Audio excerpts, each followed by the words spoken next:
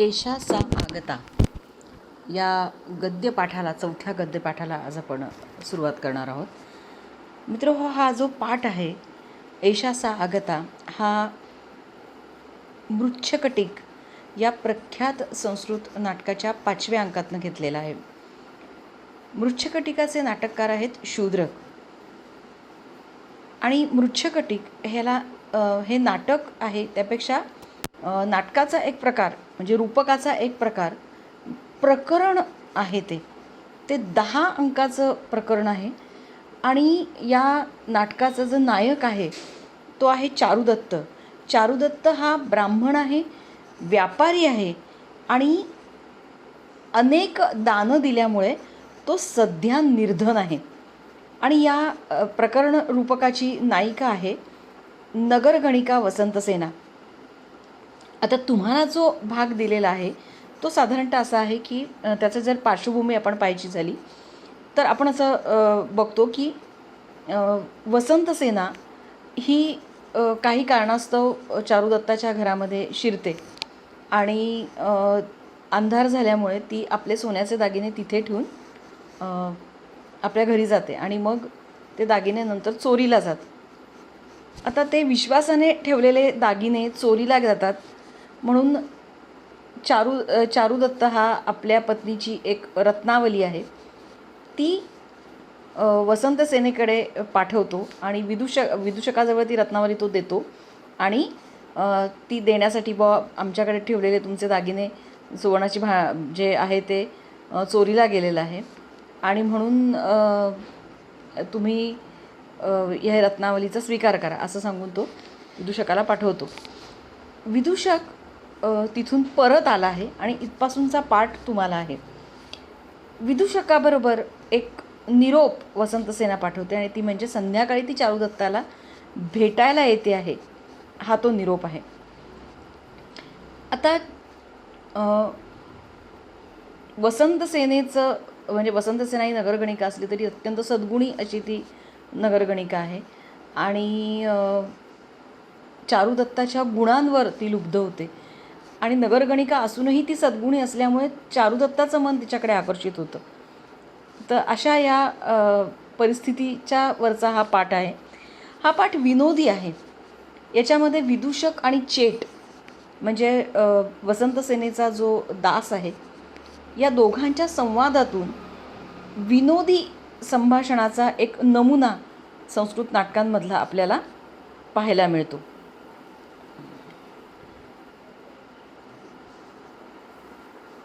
अये सुहृन् मे मैत्रेयः प्राप्तः. चारुदत्त बघतोय आणि म्हणतो, अरे मे सुहृद, माझा मित्र, मैत्रेयः प्राप्तः, मैत्रेय आलेला आहे. मैत्रेय हे या विदूषकाचं नाव आहे. विदूषक हा संस्कृत नाटकांमधलं एक अनिवार्य असं पात्र आहे आणि ते साधारणतः नायकाचा मित्र असतं.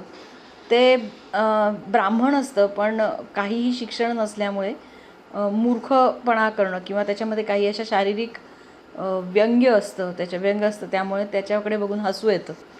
तर असं हे एक पात्र असतं पण ते अतिशय प्रामाणिक आणि नायकाला डेडिकेटेड म्हणजे नायकाच्या बाजूनी असणारं असं पात्र असतं, नायकाला मदत करणारं. चारुदत्त म्हणतोय, विलोक्य तो पाहतोय आणि अरे माझा मित्र मैत्रेय आलेला आहे. वयस्य म्हणजे मित्र. मित्रा स्वागतम आस्यताम, बैस, स्वागत असो तुझं, बैस. विदूषक, उपविष्टोस्मी, हा मी बसलो. चारुदत्त, वयस्य कथय तत्कार्यम. कथय तत्कार्यम, त्या कामाचं काय झालं? तत्कार्यम विनष्टम, ते काम सगळं फिसकटलं. किम तया न गृहीता रत्नावली. चारुदत्त विचारतोय, तया न गृहीता रत्नावली, तिने रत्नावली घेतली नाही का? विदूषक म्हणतोय, कुतः अस्माकम एतावत भाग्यधेयम. एतावत म्हणजे एवढं कुठलं आलंय आपलं भाग्य. नवनलिन कोमल अंजली मस्तके कृत्वा प्रतिष्ठा. नवनलिन, नुकत्याच उमललेल्या, नलिन म्हणजे कमळाप्रमाणे कोमल असलेल्या ओंजळीमध्ये तिने ती घेऊन मस्तकाला लावली आणि प्रतिष्ठा आणि स्वीकारली. तत् किम ब्रविशी विनष्टम. चारुदत्त म्हणतोय, अरे मग असं का म्हणतोस? ते नष्ट झालं असं का म्हणतोस? विदूषक काय म्हणतोय बघा. भो कथम न विनष्टम. फिसकटलं नाही तर मग काय? अभुक्तस्य अपितस्य. त्या सोन्याचं जे वस्तू होती ती काही आपण उपभोगली का? खाल्ली नाही, प्यायली नाही. चौरैही अपहृतस्य. चोरांनी ती पळवली. अल्पमूल्यस्य सुवर्णभांडस्य. अल्पमूल्य ते सोन्याचं भांडं. आणि त्या कारणाने चतुस्समुद्र सारभूता. 4 समुद्रांचं सार असलेली रत्नमाला हारिता. रत्नमाला तू दिलीस रे. चारुदत्त म्हणतोय मा एवं. असं नाही रे. यम समालंब्य विश्वासम. जो विश्वास तिने माझ्यावर ठेवला. आणि अस्मासु न्यास हा कृतः. आणि माझ्याकडे ठेवली. ज्या विश्वासाने तिने जी माझ्याकडे ठेवली तस्य महतः मूल्यम. त्या विश्वासाचं मूल्य खूप मोठं आहे. प्रत्यय दीयते. आणि म्हणून ती मौल्यवान रत्नावली मी दिली. त्या विश्वासामुळे तिने जो विश्वास माझ्यावर ठेवला त्या विश्वासाचं मोठं मूल्य म्हणून ती रत्नावली दिलेली आहे. अपिच वयस्य. आणि मित्रा यस्य अर्थः तस्य सा कांता. यस्य अर्थः. ज्याच्याजवळ पैसा असेल त्याची ती स्त्री आहे. धनहार्यः असौ जनः. असौ जनः म्हणजे वसंतसेना ही धनहार्या, धनाने वश होणारी आहे असं तो विदूषकाला म्हणतो. पण तो स्वतःची काय म्हणतोय बघा. स्वगतात तो म्हणतो न गुणहार्या असौ जनः. नाही, ती गुणाने वश होणारी आहे. आणि प्रकाशामध्ये तो पुन्हा म्हणजे प्रकाश म्हणजे प्रकट. पुन्हा तो प्रकट म्हणतो. स्वगत म्हणजे तो त्याच्या मनातलं बोलतोय, जे आजूबाजूच्या स्टेजवरच्या इतरांना ऐकू जाणार नाही असं गृहीत आहे. आणि प्रकाश म्हणजे ते सगळ्यांना ऐकू येतं आहे. तो म्हणतो वयमर्थही परित्यक्ता. आम्हाला पैसा सोडून गेला. आणि त्यक्तैव सामया. आणि म्हणून मी तिला दूर केलेलं आहे माझ्यापासून. आता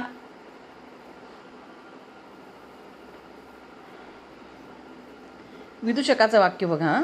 यथा एषा ऊर्ध्वं प्रेक्ष. विदूषक विचार करतोय की यथा ज्याप्रमाणे ऊर्ध्वं प्रेक्ष हा वर बघतोय, दीर्घ निश्वसती दीर्घ निश्वास टाकतोय, तथा तर्कयामी. आणि म्हणून मला असं वाटतं की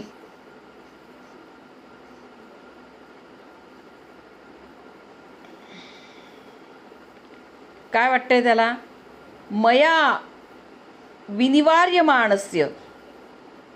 विनिवार्यमाण. मी जसा जसा त्याला त्या गोष्टीपासून दूर नेतोय, वसंतसेनेच्या विचारांपासनं, अधिकतरम वृद्धा अस्य उत्कंठा. तशी त्याची उत्कंठा वाढते आहे. सुष्टुम खलु उच्यते. सत्य म्हणतात लोक.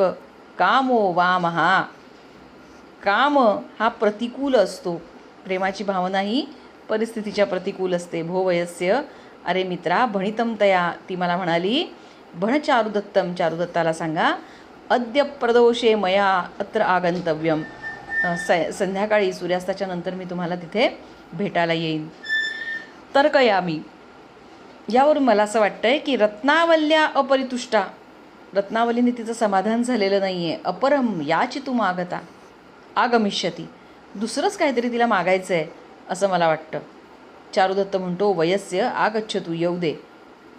परितुष्टा यास्य ती. ती संतुष्ट होऊन जाईल. आणि मग चेट प्रवेश करतोय. अवेत मानवाहा. मानवांनो ऐका.